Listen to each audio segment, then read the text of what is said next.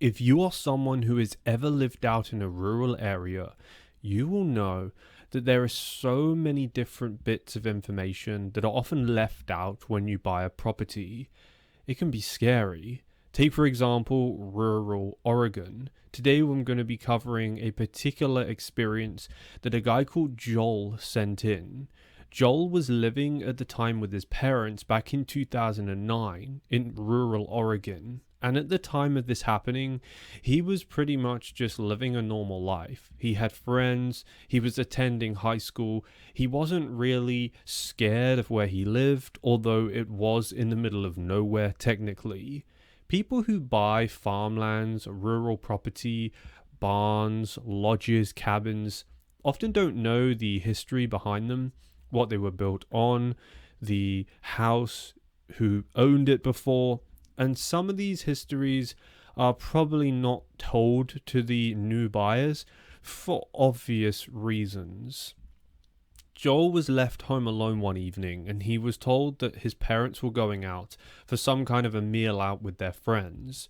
You see, his dad used to work at a car dealership in Oregon, and he had a bunch of connections. There were customers that he used to sell to pretty much every year, one of which ran some kind of a construction training company that needed a bunch of 4x4s, SUVs, and vehicles for his company. Because he became a pretty well-known salesman within that industry, he was always invited out to dinners and different conferences. And obviously it would look weird if he went without his wife, because after all, a lot of people would just take their, second along whenever they felt like they were invited somewhere, and people would also be with their partners or girlfriends and boyfriends or husbands and wives.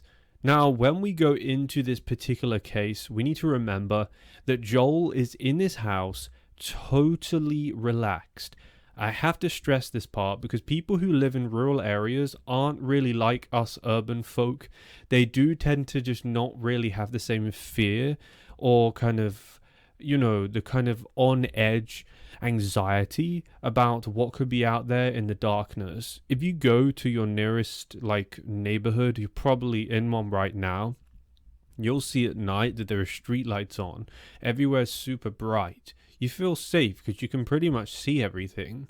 But when you're rural, they don't have many streetlights, if any, on a lot of the different roads. So when you look out of your window, it's totally different. It's like you're in a different world. And when Joel looks out of his family's house's window, it is just darkness. The place where he lives is on a farmhouse, and it's surrounded by a bunch of land, mostly pasture land. There's a couple of woodlands off into the distance where he can just make out the treetops. He grew up most of his life in this place, and he spent a lot of time with his friends also playing around on the land. Now, when his father first left, he explained that he would be back at around midnight or thereabouts, and that he was to just lock the door and go to sleep as usual. Obviously, his dad probably expected him to get up to no good, maybe invite some friends over, but Joel said to me that it didn't seem like an issue, and his dad was never super strict or controlling in a bad way. So Joel didn't intend to invite any friends over. In that particular night, he hadn't been feeling very well for the previous few days, decided to just watch some TV and relax a bit. Obviously, it's 2009, so people weren't scrolling on TikTok or different social media sites, but also there's another problem here. Joel was pretty much completely exhausted, so he went upstairs and decided that he was going to have an early night. Now, when you're asleep in a house and you're the only one there, especially if it's a big farmhouse like Joel's is, you can hear every creak, every floorboard, every kind of blank noise, as I call it, or some people call it white noise, is basically where the panels in the walls are adjusting, or there's air in certain areas in the house. It's super creepy. And some people say that this is, spirits walking around. Other people say that they think it's other things or it's the structure of the house. You can hear it, trust me. I mean, if you've never done that and experienced it, I recommend, getting a holiday home or a cabin, and you'll know exactly what I'm talking about. But most people watching this video will know If you live in those types of areas, you pay no attention to it whatsoever. You know which type of noises you need to worry about, and most of the time, you don't even worry about those. You only start to worry when your dog starts barking. That's usually the signal, and that's why you'll find that almost everyone who lives in these rural areas and farms, out in Oregon, especially in Texas, they all have dogs, usually more than one, every single time. It's a security thing. It's to feel comfort. It's to, be with somebody and have them alert you when something's wrong. Dogs have such great hearing, and they have also really interesting senses and how to judge whether someone's, got bad intentions, bad vibes, bad aura, whatever. And that's a great test as well, as whether your dog likes someone. So Joel was actually just basically hitting the pillow. He was exhausted. He got upstairs, he went to his bedroom, he got changed into the nightwear that he was wearing, and he brushed his teeth, used the toilet, and went to bed. And he'd been asleep for probably about an hour, he said. He was exhausted, and he had a really bad headache. As he woke up, it wasn't even really the middle of the night, it was around 10 o'clock in the evening, and he felt the urge to open his eyes and just be awake. And he thought in that moment he was going to be sick or had to run to the toilet, because he had previously felt pretty nauseous, as well as a bit of a kind of bunged up nose and a bit of a headache. But that wasn't why he woke up. Instead, he was simply just awake, and something had woken him up. Now, Joel also had 2 dogs back in 2009, and he grew up with them pretty much his whole childhood, and to this day he still has dogs where he lives on his own property. His family have loved dogs, but here's the weird part. He woke up, but his dog hadn't. You see, it was in the corner of the room, asleep on the bed, and it wasn't waking up. And Joel knew that in that moment, his body was just going through recovery. It was going through some kind of illness. So he immediately just shut his eyes again, laid over on his back, adjusted his sleeping position, and took a few really deep breaths. Because sometimes when you get an infection or cold, you get aching in your whole body, and it feels like you've run a marathon or done some kind of a triathlon or, run for hundreds of miles. It's unusual, and it's a really horrible feeling. Most of us can relate to it. He had this problem pretty bad, so he was adjusting his position. He almost felt too ill to really sleep or relax, and it was escalating pretty bad. As he was trying his hardest to get back to sleep and kind of fighting through this discomfort of his body, trying to get through this whatever he was fighting off, he started to hear some faint noises coming from downstairs in the farmhouse. And these noises sounded like wind, but when the wind sounds like human voices? Yeah, it sounded like human voices, he said to me, and that's not uncommon. Out in Oregon, they can have some strong wind every once in a while, and sometimes more commonly in, October, November, December. But here's the problem. When the wind starts sounding like people talking, because it's bouncing off walls or going through wind chimes or going through equipment outside, it's weird, because there is some encounters I've had with the wind. This sounds so bizarre and weird, but the wind actually sounds like someone talking, and Joel could hear these noises. They were coming from downstairs, and they sounded like people talking. At least one person, but he couldn't make out if it sounded like a lady's voice or a man's voice. And again, he was in so much discomfort, he was super ill, but he was confused because these noises sounded much more like voices than they did wind going through something or some tubing that his dad had left outside, because obviously his dad running being a salesman at a car dealership and also doing his own mechanics on his trucks and stuff, he had tons of equipment left out. He had Allen keys, wrenches, screwdrivers, drills. And that's another thing living rural is people, they leave a lot of their stuff out, their equipment. And nowadays you can't really get away with that because there's so many real bad thefts going on of the rural areas even. These criminals are getting more and more confidence to come out and do this kind of thing elsewhere than the urban areas, which obviously now all have doorbell cams, so it's all on camera. He went downstairs and decided to investigate what this noise was, because he realized two things, and these are the two things that got him out of that bed. Number one was that it sounded too much like a voice, and number two, it wasn't windy enough outside for it to be causing this voice, going through some tubing. For example, those poles, those steel poles they use to put scaffolding around houses and buildings, that they reinforce the structure, or they try and get up it and paint the walls or retile the roof. Yeah, he had one of those like stacks where you have all those poles on the stack, and his dad was using it for something. And Joel, his initial thought was, this is the wind passing through these poles, this scaffolding, and it's making like a whistling sound that somehow created like a human voice that sounded like it was cooling. And he went downstairs, taking every step, which was just really uncomfortable. He was struggling to keep his eyes open. His eyelids were feeling heavy. At this point, his dog had actually decided to get out the bed and follow him downstairs. Obviously, that's totally normal. The dog could sense he wasn't well and was worried, so the dog followed him. As Joel got down the stairs, he turns a couple of the lights on. He takes a look at the clock, and I remember him telling me it wasn't midnight yet. It was like 10:30, and he basically was now awake, trying to figure out what this noise was, because it sounded all too much like a human voice. He's standing there downstairs. They've got a really big open plan, like living room or lounge, and he just listened for a bit.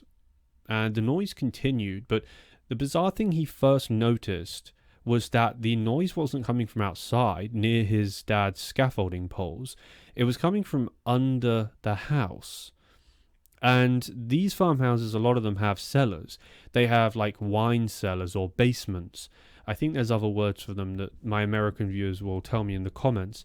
But basically, they are used for numerous things. I mean, for example, my granddad, when he lived in Wisconsin, used to use it as a wine cellar, and he also used it as a gym. He had gym equipment down there.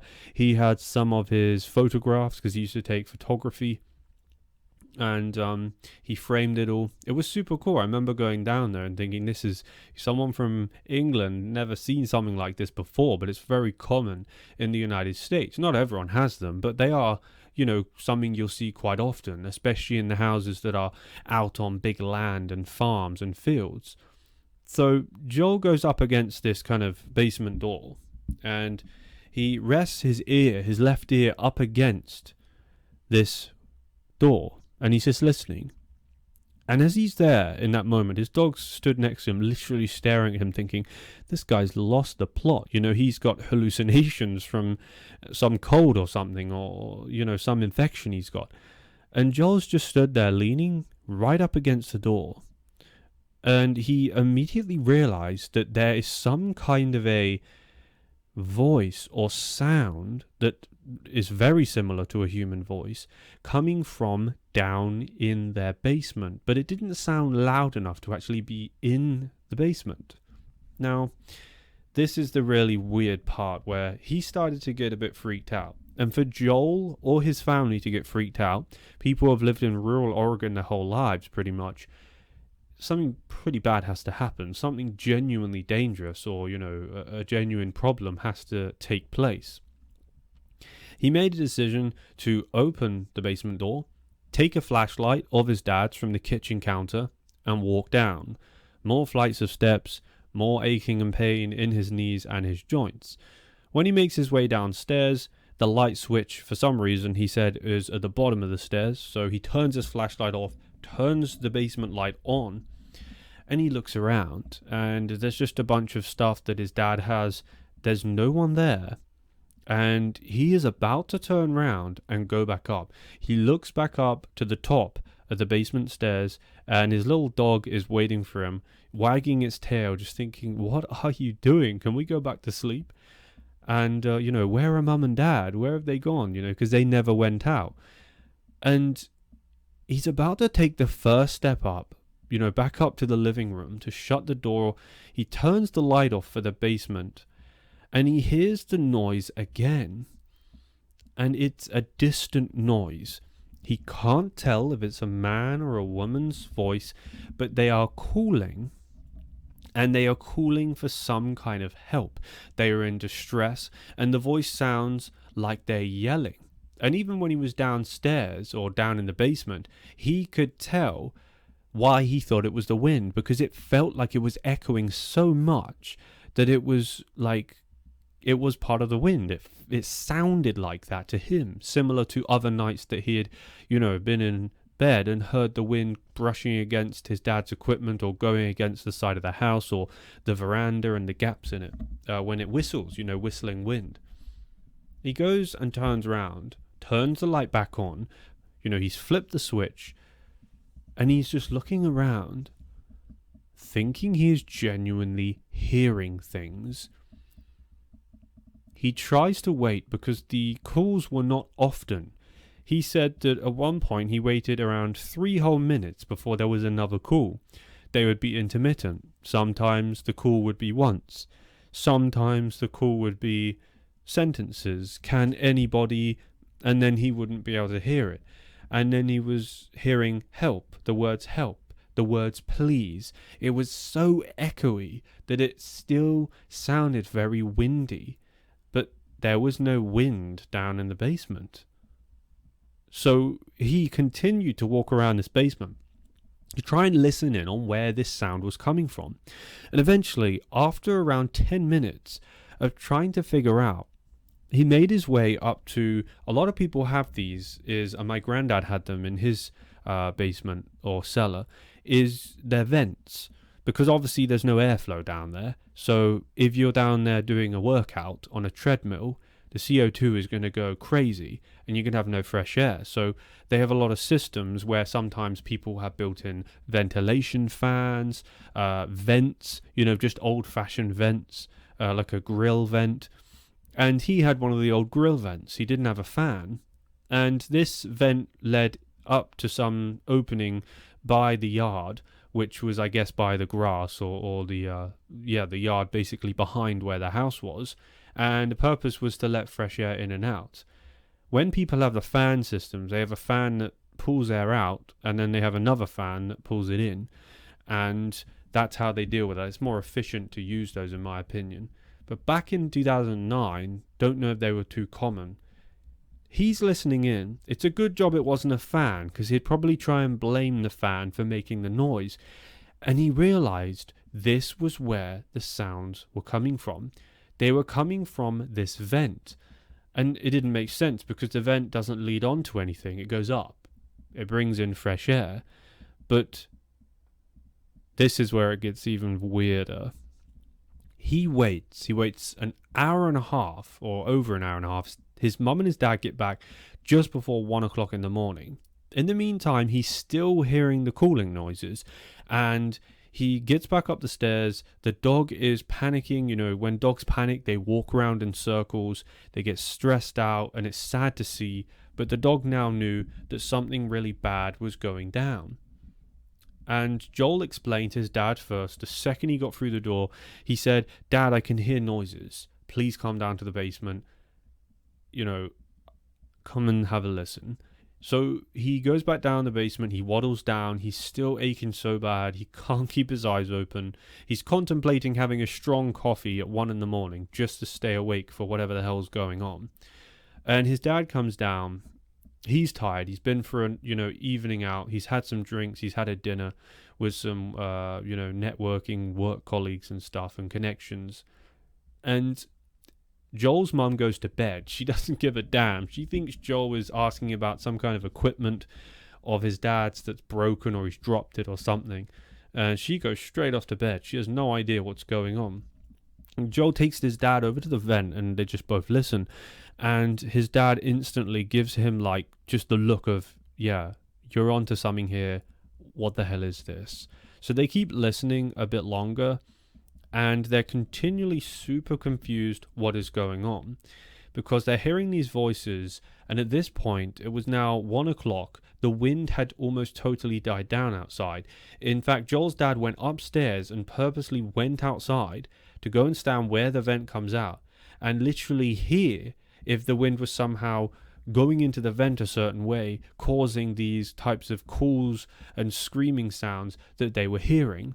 But it wasn't, because it had totally stopped. The wind had literally gone down so much to the point where it wasn't creating any kind of rustling on any of the trees around their land. So he's confused. Joel's dad does something pretty clever in this situation. It actually ends up saving somebody's life. He goes and he gets down on his knees and he listens against the earth of where this vent comes out, because that's like where the noise is coming from.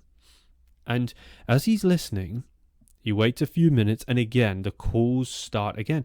He can hear the exact same thing that Joel has been hearing for the past, hours by this point. And he goes, something isn't right.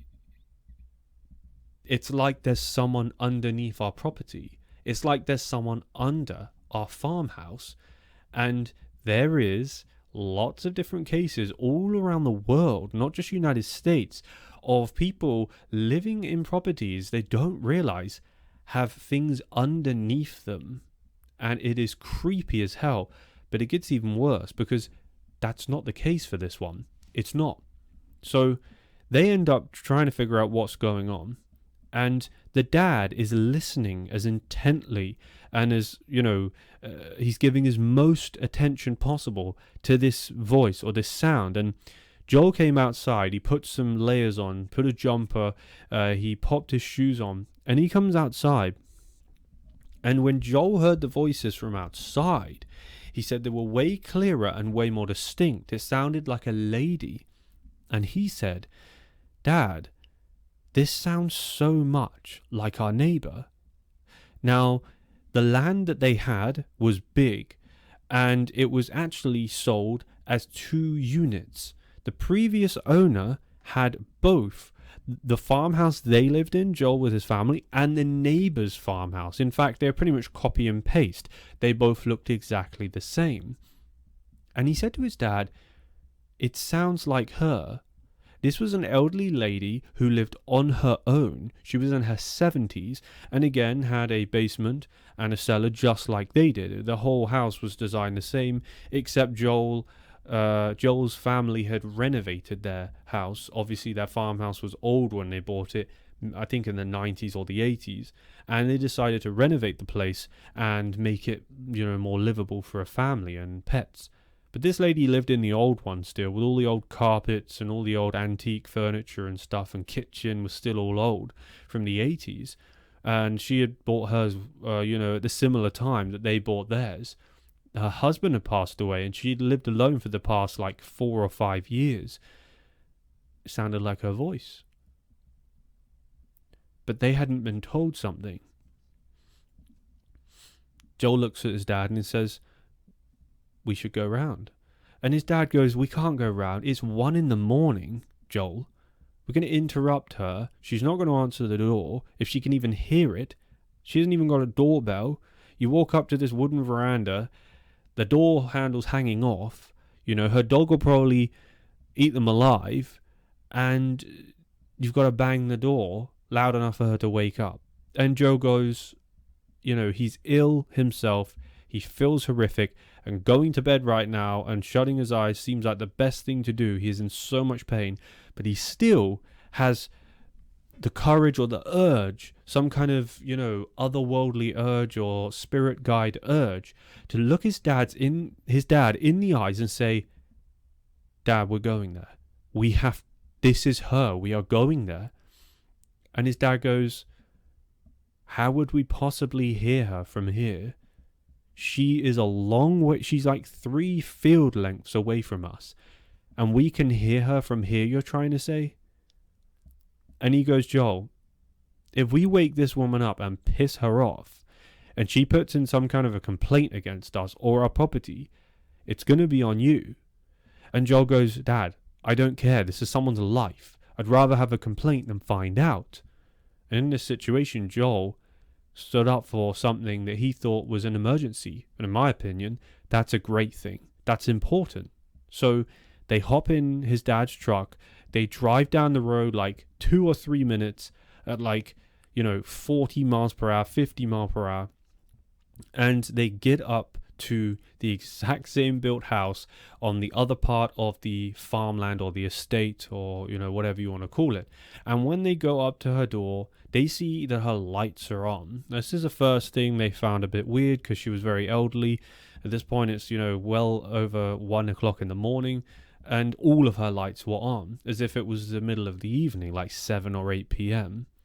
So they immediately start knocking and trying to find what's going on. And the second Joel knocks on the door and calls out, they hear the noises clear as day coming from under the house.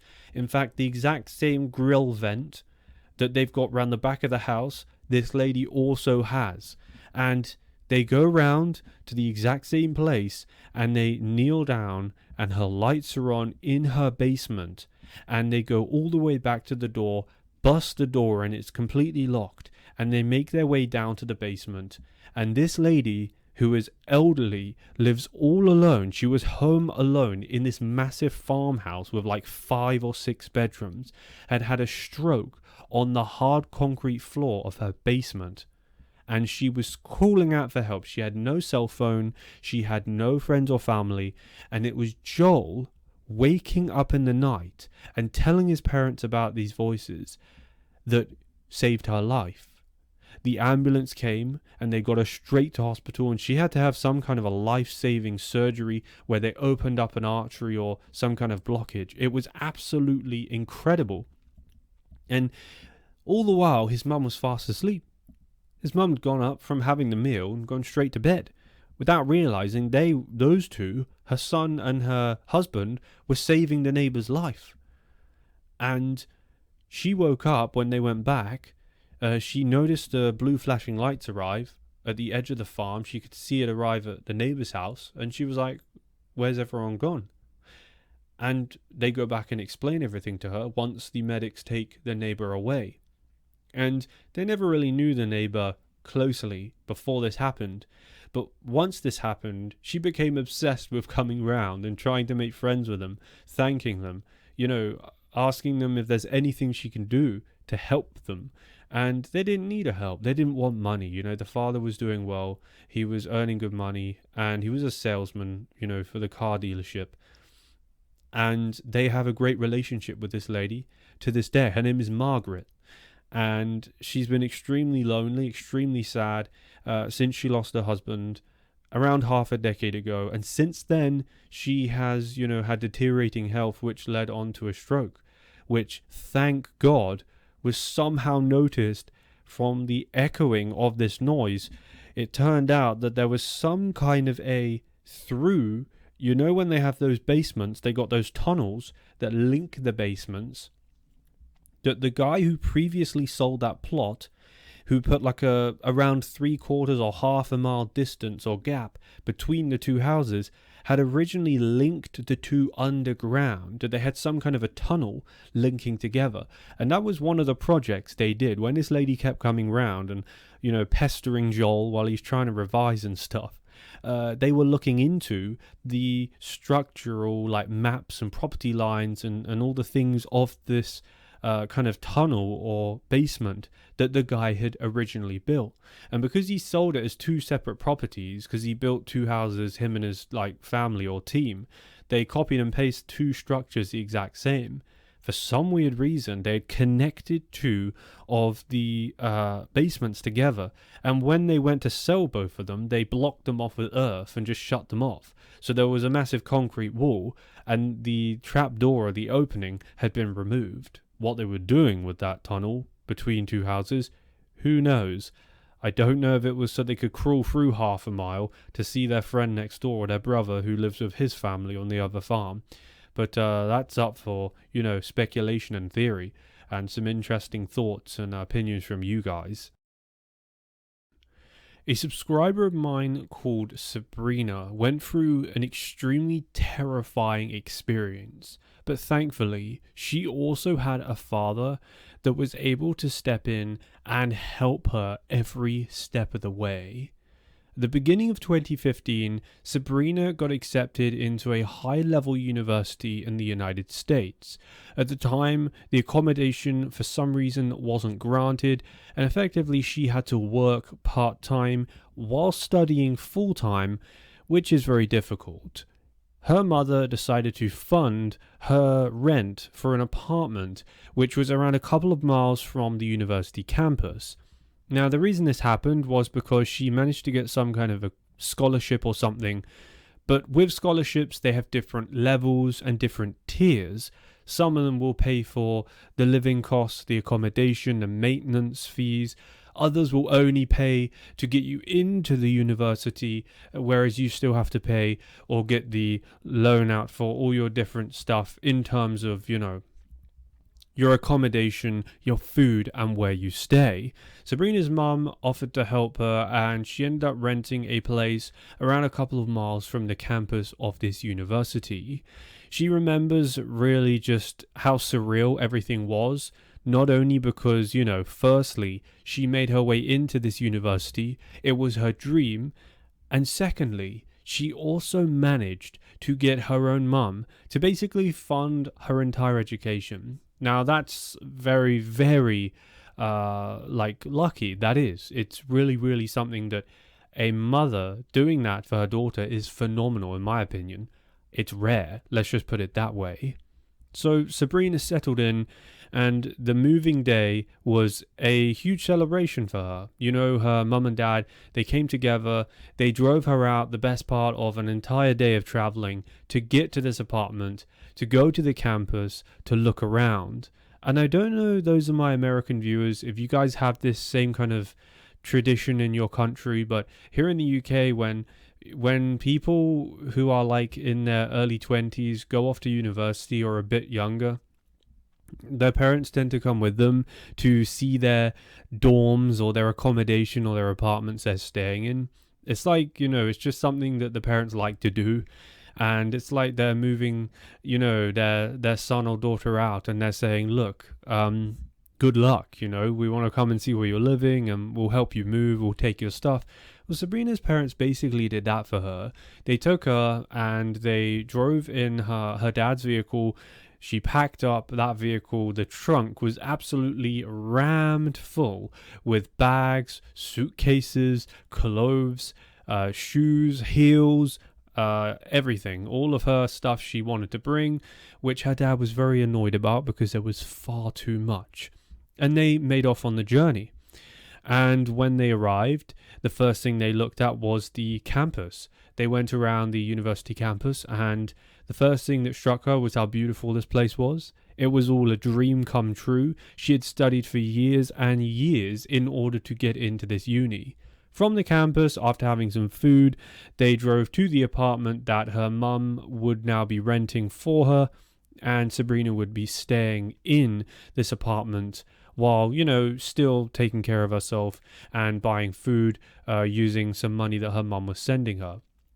Her mum basically went, look, Sabrina, go and do your best. Get, really, really study hard and get this qualification for your future, as it's your dream. And she was willing to fulfill not only her own dream, but her mother's wish. It turned out that the entire thing would go totally south, and it was an experience that Sabrina really had, that she was absolutely terrified and had no one to help her because she had no housemates, because she wasn't in the student accommodation, she wasn't in the university accommodation. If you're in that, then you're in with the other students. So you're in the campuses where they have the big, high-rising apartment complexes and the student, dormitories. But she was separate. She was renting an apartment in a block of apartments surrounded by just random people in the local area. People who worked jobs, people who were elderly and retired, people who had families, people who were living alone single. And she didn't know any of these people, and she had nothing in common with any single one of them. And Sabrina's goal was to keep herself to herself, and that was it. Just study hard, make sure that she was, getting on track with her grades and everything was going well. So she went to her first, I think they call them lectures. I never went to uni or college, so bear with me with the terminology. She went to her first lecture and she met a bunch of people on her course. They had like this introduction first lecture where they shared who they were, what they were doing, and, specific things about them. It was like some kind of group activity for them to get to know each other better and for their professor to actually get to know them better as well. So once she had this bit of an activity, she met up with a guy who was in this lecture studying the same thing as her, and we're going to call him Dominic. Now, Dominic was already off the bat into Sabrina. You could tell. She told me that he was flirting. He was, kind of hinting at getting her number, and he was acting rather strange most of the time that she was around her other new friends that she made within this group too. She went back to her apartment after that first lecture, and she felt refreshed. She felt happy. She liked the people. She loved the professor. She found him pretty witty, unique, a bit bizarre, but kind of out there, which was, if a professor's like that, he's probably a good one. He's probably a genuine, real, intelligent professor. The ones that come across normal with charisma, the ones that come across like they watch a series on TV and know all the latest news, they're probably the ones that might not be so good at being professors. It's usually the older ones that look a bit like they've come out of a wizard school or something, that always are very obsessive and fanatical over certain topics that they teach. They're the ones that tend to be the best, I reckon. But she goes back and she's overall very happy. She rings her mum. She tells her about the first lecture, the introduction. She talks about a couple of friends she made. Doesn't mention Dominic. And that's really the only kind of weird or negative thing she could come up with from this first day, was this Dominic guy. That he wasn't, necessarily creepy, as this was just the first time she had seen him. And it was about to get a whole lot worse, because it turns out this guy was the kind of guy that doesn't really stop. And he was extremely obsessive with Sabrina and extremely delusional, somehow thinking that she actually loved him or liked him. So she had been going to the lectures for about a month, and Dominic was there every single time. Without fault, he was always sat within her vicinity. She noticed that he was always somewhere, like she couldn't turn her head a few centimeters, and have him not in her, view of vision. So this was a problem. She had never had anything like this before. When she was younger, she did have boyfriends. She had crushes, as we all do. But this was something else. This was something she'd never experienced before. And after about a month, she was back in her apartment. It was a weekend, and she made a decision to get some advice from her dad. She asked him how to deal with this situation.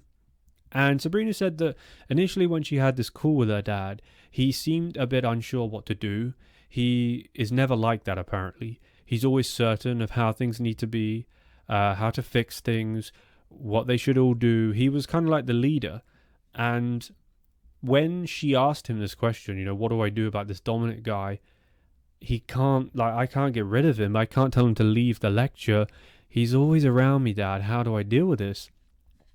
Sabrina said that he kind of froze. It was the one question that he didn't know how to deal with. It was the only thing that she had ever seen in their whole lives where he didn't know what decision to make or what action to take, because obviously he was sat on the other side of the phone in their home, 10 hours drive away across the state somewhere else. And he was thinking, well, what do you do? Because this guy has just as much of a right to be in this course as Sabrina, my daughter. So we can't tell him to leave. If we report him, it'll just make things even more awkward. It might cause drama. The other students might find out. And before you know it, the whole situation becomes, like a big limelight on Sabrina, which is the last thing that she wanted. So the dad advised her to keep quiet and kind of ignore him for a while. Don't look at him, don't smile at him, don't even talk to him, just walk away. And hopefully this tactic will get him to leave. Well, it didn't. In fact, things got worse and worse, and this is where the Home Alone part ties in. She felt very uncomfortable. She started taking Ubers from the campus to her apartment, which is literally minutes away. And she still felt terrified. She didn't know where this guy was going to be. Sometimes he would walk out to the doors of the university and constantly try and keep talking, making contact with her.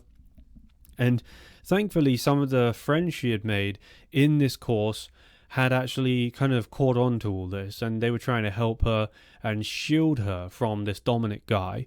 Now, at no point had Sabrina given Dominic any signs or hints that she was into him, but for some reason he seemed to think that she was. One particular evening, a really bizarre encounter happened where she ended up just sitting down, having some dinner, watching some TV, as pretty much all of us do, and she started hearing footsteps outside of her apartment door. Now, this wasn't uncommon at all, because in apartments without elevators or stairwells, people just go up and down all day long, because in her apartment there was something like 50 to 70 or even 100 different units. So, there could be up to probably 300 people living in that whole complex at once, if every single apartment has a couple at least, maybe a son or, pets or whatever. So the noises of footsteps at first were kind of creepy to Sabrina, especially, 2 a.m, where someone will be coming in from maybe going out partying or clubbing or having food, or there were a couple people she thought did night shifts, because she could hear people going up and down at like 3 a.m. sometimes when she woke up to use the toilet. But it was something she expected. She got used to it and she knew it. But this particular night, where she was sat on the couch eating her dinner, watching TV, the noise was totally different, because when people walk by or up the stairwell and by the door, they just go straight on past. They don't step right under or near the door itself. However, she could tell that these footsteps had not walked past and kind of, curved round to the right and gone up the next flight of steps. Instead, they had gone left and were right up against her door. She could see there's like a firelight or a fire escape glowing light, and it reflects when someone stood on the other side of the door. And you can see their like kind of boots or the shadow from their feet and their ankles under the door of her apartment.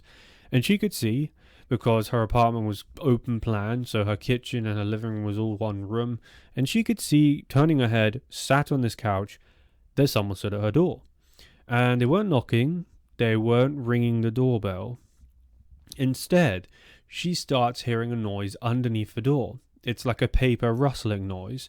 And sure enough, an envelope pops up from underneath the door. Someone has just pushed through an envelope, some kind of letter, underneath her door. Again, very strange, but not uncommon. People, talk to each other because of cars parked in the wrong space. People rented the apartment next to her, could have wanted to ask her a question. They didn't have her phone number. They didn't want to interrupt her in the evening, think that she's having a meal or something, or she's out working. So again, this isn't a raise for concern just yet. And Sabrina, not being paranoid, still went, okay, this is a neighbor. What do they want? So she puts her food down on the stool next to her couch, and she walks up to the door. She bends down and she picks up this envelope. Those Christmas cards that people give each other in December? They're always like mini, those kind of cute little mini ones with like reindeer and patterns and all different really cute kind of decorations on them. It was like that. Like the card was no bigger than like 4 inches by 4 inches, basically. It was a small size card.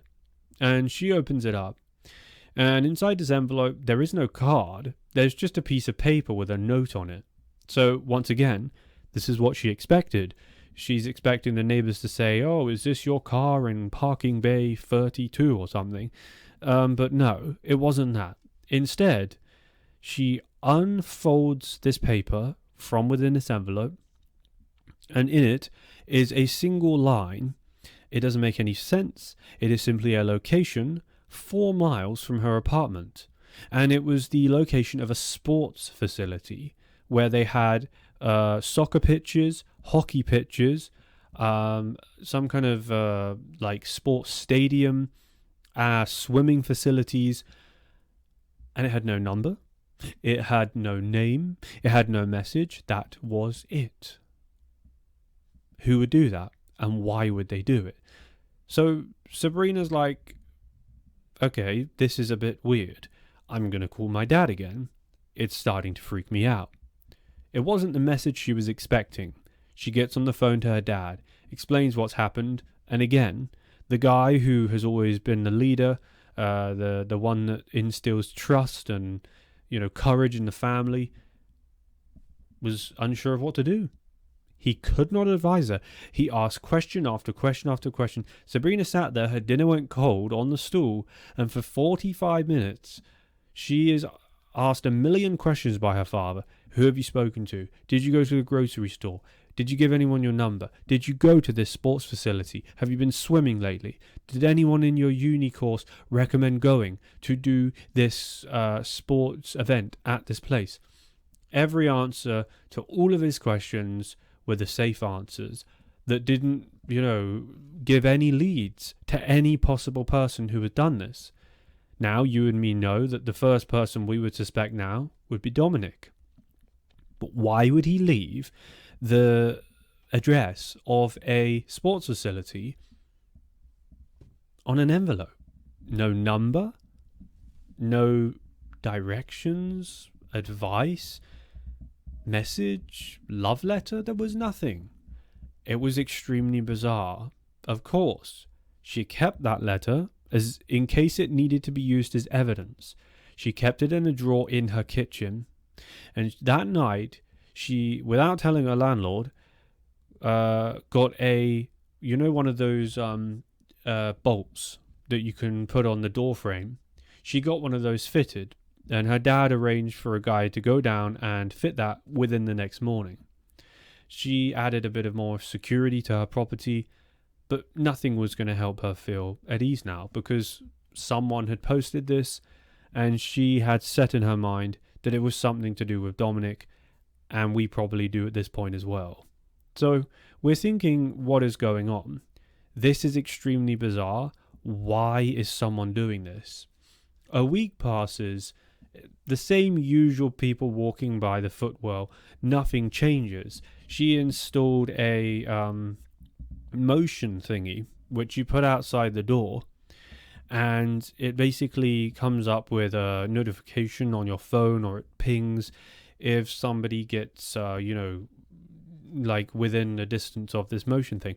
But she soon found out that was a really, really silly thing to do, because every hour or half an hour, it was notifying her and making these ding-dong noises, and she had to get it down. She took it down. She didn't want to put a Ring doorbell cam. She didn't have the courage to do that because she felt it would ruin the entire relationship that wasn't even existent anyway with her neighbours. She thought they would kick up a fuss, complain to her landlord, and cause a whole bunch of drama and problems. But every night she was hearing the footsteps, and footsteps that were once just normal to her, part and parcel of living in a apartment complex, now became paranoia. Is that Dominic? Is this somebody? What's going on? Have they posted more under my door? And she found herself all throughout the night going to her front door, checking under, and for about a week or two nothing happened. But on the third week, and this whole time she's still going to uni, the guy that's obsessed with her, Dominic, is still trying to talk to her. He's still sat near her in all the lectures, even though there's 400 of them in this lecture hall, and he's always near her, always. She is waiting and waiting for something else to happen because she just feels it. She feels it within her bones. Something's going to happen. Her dad was getting daily updates, and at one point he came to visit her in the second week. 4 weeks pass. It's the middle of the night, and the footsteps are still going up and down from the people who are working night shifts in the apartment complex. And she wakes up, and she's still paranoid. Every time she wakes up to use the toilet, which she said was common for her, she would go to the door. And on this particular night, she felt like collapsing to her knees and just crawling away from this second envelope. This second envelope was all black. It was not a white envelope like the other one. It was totally different. And it was at 2 o'clock odd in the morning, and she had woken up to go to the toilet. She crawled away from that thing, terrified for her life. She had no idea what was going to be in this second one. Yet at the same time, she was so intrigued to grab it and open it to see what it was. She goes over to it. She grabs it. She opens it. Remember, she's all alone in this house or this apartment. She has no one that's there to help her if something happens. Her dad is 10 hours away, and she was living her dream, which soon turned into a nightmare. It was her dream to get on this course, and she made it. Her mum was paying for all of her rent. It's like $900, $1,000, even back in like 10 years ago. It was expensive to rent apartments in this area she was in. Nowadays, that's probably not expensive. Some of you guys are going to comment, so it's getting worse. But she opens it. She goes over to it. She picks it up and she opens this black envelope. And inside is a piece of paper again. But this time, there is a different place. It's not a sports facility. Instead, it's a dog park where you walk dogs. One of those places that they had built up specifically for dogs and people walking their dogs. Again, within 3 miles of her apartment. No message, no number, no name. She rang her dad. It's 2 a.m. She keeps ringing till he answers. Eventually he picks up and he says, "I'm coming down." He makes a decision to go to this place the following day with her, okay? And the mum at this point was like, "What are you doing? This is insane. You don't know who's sending her these envelopes, or you don't know what you're getting yourself involved in with." And the dad just went, "I don't care. This is my daughter. I'm going to go and see who's doing this because they're making her lose her mind." So he takes Sabrina down to this dog park, and it sounds so hideous when you're listening to it right now. It just doesn't make any sense why someone would do this. He turns up and they spend the entire day there, right? They spend the entire day. And he's paranoid as hell. He's looking around at every different person. He's seeing families. He's seeing people with their old dogs, the elderly dogs with their back legs struggling, the German Shepherds and Great Danes, Alsatians. And he's looking at them all thinking, which one of you is messing around with my daughter? These are dog walkers out with their families. And he didn't know, he had no idea. He felt helpless. He felt aggressively helpless. He had rage within him to defend Sabrina. So they stay there all day. They're sat in his car and he's looking around. He's looking at everyone. And he says, "Sabrina, go and stand in the field. Take this chair." It was a camping chair he had in the back. "Sit there. Sit there for as long as it takes. I'll bring you food. Till it gets dark, you'll sit there." So she does it. She's terrified. She says, "No, Dad, I don't want to." He says, "You go do it." And she listened to what he had to say because she felt safe. She said it would have taken a group of 20 men to turn up for her not to feel safe with their dad being there. And she got that camping chair out the back of that truck and she went to the middle of that field adjacent to the dog park, and she sat on that camping chair with her phone, scrolling all day long. She was there for hours and hours while her dad was eagle-eyed, staring directly at her and everyone else how they looked at her. And of course, Sabrina said that her dad saw everyone looking at her like, what is she doing? This lady is just sat in the middle of a field. She's got no dog. She hasn't got a family here. She's on her phone and she sat in a camping chair. People found it strange. But it worked. At 8:30 p.m., somebody walked up to Sabrina. She was on her phone and she kept looking up at her dad, almost signaling with her eyes, can I come back in now? Can I go in the car and go home? I'm hungry. I'm scared. This is silly. No one's going to turn up. They're trying to, they're just, I don't know. There was no explanation. But this was the dad's only way of figuring out what was going on. At 8:30, she's got her head in her phone. She's not even looking around her because she's given up on the idea that this tactic was going to work. Footsteps walk up to her. She looks at the shoes. She looks at the pants or trousers. She knows those. She recognizes both of them. She looks up. She recognizes the belt. She looks up. She recognizes the jacket. And she looks at the face. And it's Dominic. She immediately almost feels like she doesn't even feel scared because she knew her dad was right behind. She texts her dad as Dominic's looking at her, trying to chat and conversate, saying how, I'm so surprised you came here. I wasn't expecting you to arrive. Acting chill as if nothing was wrong. And from right behind, before the text had even been read, the phone must have been switched off or on airplane mode. The father comes charging up, and the rest we will leave out. The rest of details we'll leave to your imagination. Law enforcement turn up and a couple of medics. That's all I'll say. And Sabrina was relieved that it was Dominic and that it wasn't something else. She didn't fear Dominic because her dad was there. But what he was doing was unacceptable. He had followed her home to her apartment one day that she hadn't taken an Uber back from campus.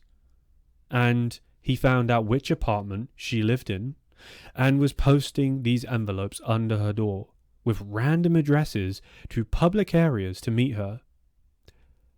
Why he couldn't ask her out in person and she'd have a chance to flat out say no thank you, stop, goodbye, I do not know.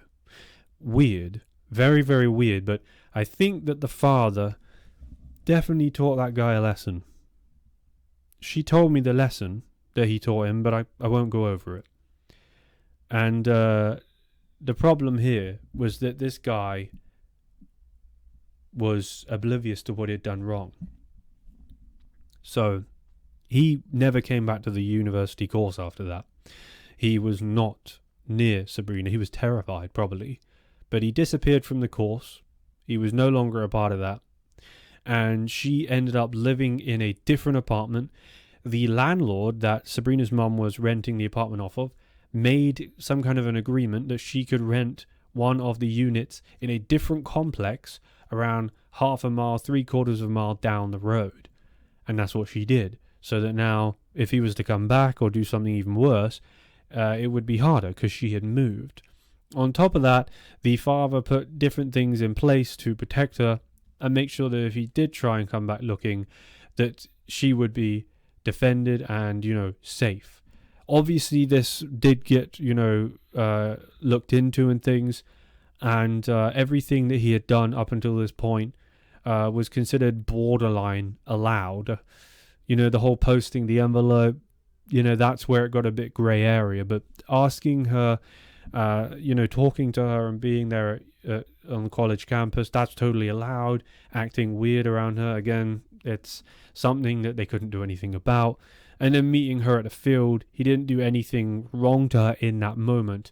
But the whole thing is just, it's creepy. It's extremely creepy because she she didn't know where it was going to lead. And was this his way of asking her out? It was extremely unusual. And the father was extremely sad, angry, and confused, because this guy could have gone on to do something else. He might not have. It might have been that this was his weird and unusual way of doing things, but if it was, then he wasn't taught correctly, because this is not how you go about talking to someone that you want to ask out. It's really, really not. You need to be kind, respectful, open, say it in person. Don't follow this person back and post envelopes, not even saying it's you, freaking them out, making them paranoid and feel unsafe.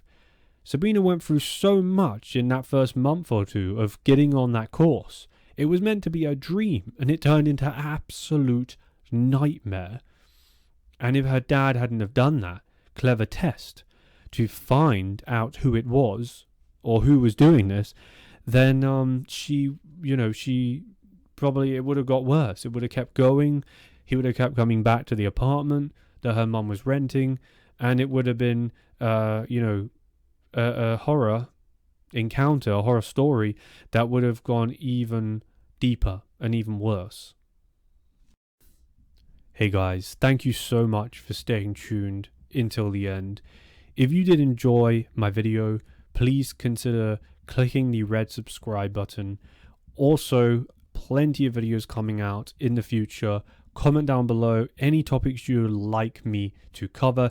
If you have a case that you would like me to react to, research and investigate and cover, you can find out how to do that by going to my community post section on the channel, where I post all the information there.